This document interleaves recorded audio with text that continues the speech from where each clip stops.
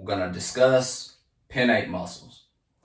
Now, if you remember from my previous video, or one of my previous videos, pinnate muscles go into a tendon at an angle. And depending on how those tendons go into an angle determines what type of pinnate muscle it is. There are three categories. You have unipinnate, bipinnate, multipinnate. Now, the naming convention of this type is far more streamlined than the parallel muscle. And I'm pretty sure you all can appreciate that. Now, the unipinnate muscle. Now, the unipinnate muscle describes a muscle that angles in on one side of the tendon. That's the simplest way to put it. An example of a unipinnate muscle, you wouldn't think of it as a pinnate muscle, considering how it looks. But if I was to give you an MRI of my arm, it would be the digital extensor. Now, the digital extensors run all the way up to the elbow. I'm going to open my palm. I'm going to extend my fingers, which is why it's called a digital extensor. You can actually see those muscles working. I'm going to close.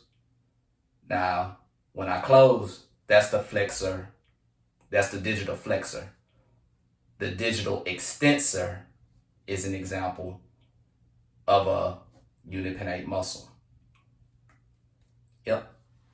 The workings of your fingers run all the way up to your elbows. It doesn't just stop at the wrist. It goes, those tendons and those muscles run all the way up here. Now, second example, bipinnate. Now, bipinnate, as I've discussed in my previous video, this drawing that I did is an example of a bipinnate muscle. Because look at the center point right here, where this line going straight down, that's the tendon.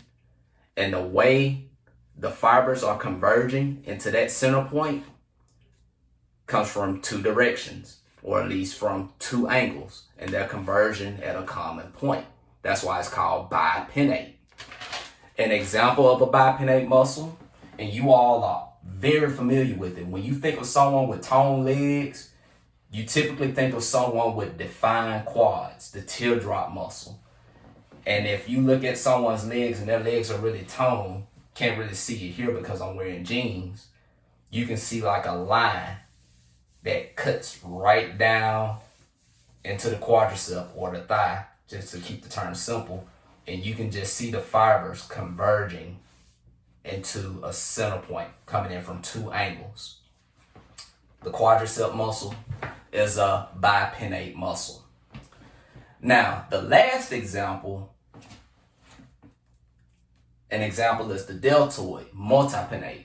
But before I talk about the deltoid, multipinnate muscles is basically just a multiple network of muscle fibers arranged like this. Allow me to demonstrate. I'll show you right here. Now, the lighting may not be good enough, but as you can see right here, there are striations coming all the way down to a certain point. But notice, it's not bipinnate. It's multiple networks of tendons that are converging into this pattern. And they're meeting right here. That's why the deltoid is called a deltoid, because it's shaped like a triangle.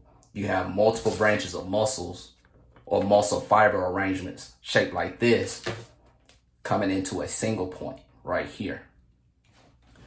Now, to really drive that point home about multipinnate, the deltoid has multiple sections. You have anterior, middle, and posterior. And each section looks just like this, and they are all converging into a point right here. All right, so those are the three categories of pinnate muscles: unipinnate, bipinnate, multipinnate. Now, again, knowing these terms are going to play a critical role in you understanding how the body operates as a machine. So, again, stay with me, stick with the next video, and we're going to get into the next topic. and we're gonna bring all of this together. All right, take care. Deuce. See you in the next video.